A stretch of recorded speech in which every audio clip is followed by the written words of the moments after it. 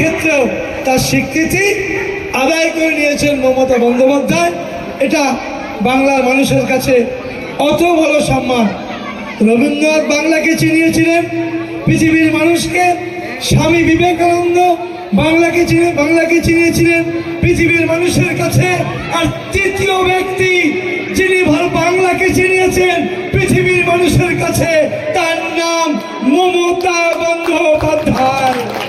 সেই মমতা বন্দ্যোপাধ্যায়কে আমরা সামনে রেখে আগামী নির্বাচনে ভারত তারা পৃথিবীর মানুষকে দেখিয়ে দেব মমতা বন্দ্যোপাধ্যায় বাংলার মানুষের হৃদয়ে আছে। আমডাঙ্গা পঞ্চায়েত সমিতির সভাপতি আনিসুর রহমানের উদ্যোগে মেগা রক্তদান শিবির হল আমডাঙ্গার তারাবেড়িয়া গ্রাম পঞ্চায়েতের কুমারদুনি গ্রামে। এই রক্তদান শিবিরে আজ উপস্থিত ছিলেন বিধায়ক নির্মল ঘোষ, ছিলেন আমডাঙ্গার বিধায়ক রফিকার রহমান, পঞ্চায়েত সমিতির আনিসুর রহমান সহ অন্যান্য কর্মাধ্যক্ষ এবং বিভিন্ন গ্রাম পঞ্চায়েতের প্রধান এবং তৃণমূল নেতৃত্ব। রক্তদান প্রসঙ্গে বিধায়ক রফিকার রহমান জানান, রক্তদান মহৎদান, যারা রক্ত দিলেন তাদের প্রতি কৃতজ্ঞতা জানাই। বিধায়ক তথা বিধানসভার চিফ হুইপ নির্মল ঘোষও জানালেন, তৃণমূল কংগ্রেসের এই রক্তদান শিবির উল্লেখযোগ্য নিদর্শন হয়ে রইল। এদিন এই রক্তদান শিবিরে ৩ শতাধিক মানুষ রক্তদান করে।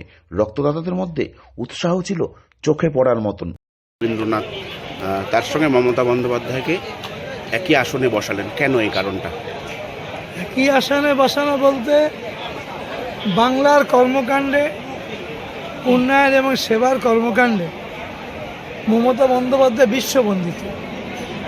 কারণ বাংলাকে নতুন করে চিনিয়েছে ভারতবর্ষের মানুষের কাছে মমতা ব্যানার্জি, যেটা রবীন্দ্রনাথ নোবেল পুরস্কার পেয়ে বাংলাকে চিনিয়েছিল। আর স্বামীজি আন্তর্জাতিক সর্বধর্ম সম্মেলনে হিন্দুত্বের ব্যাখ্যা দিয়ে পৃথিবীর মানুষের কাছে অভিনন্দিত হয়েছিল, সেটাও বাংলাকে চিনিয়েছিল।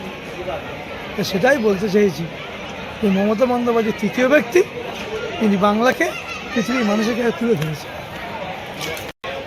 সমাজে যত অনুষ্ঠান আছে, ধর্মীয়, সামাজিক, সবচেয়ে বড় অনুষ্ঠান রক্তদান। কতদিন আজকে রক্ত দিল? 300-র বেশি।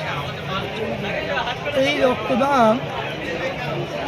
রক্তদান করলে আমার তো মনে হয় মানব ধর্ম পালন হয়, আর মানব ধর্ম মানেই সব ধর্ম পালন হয়।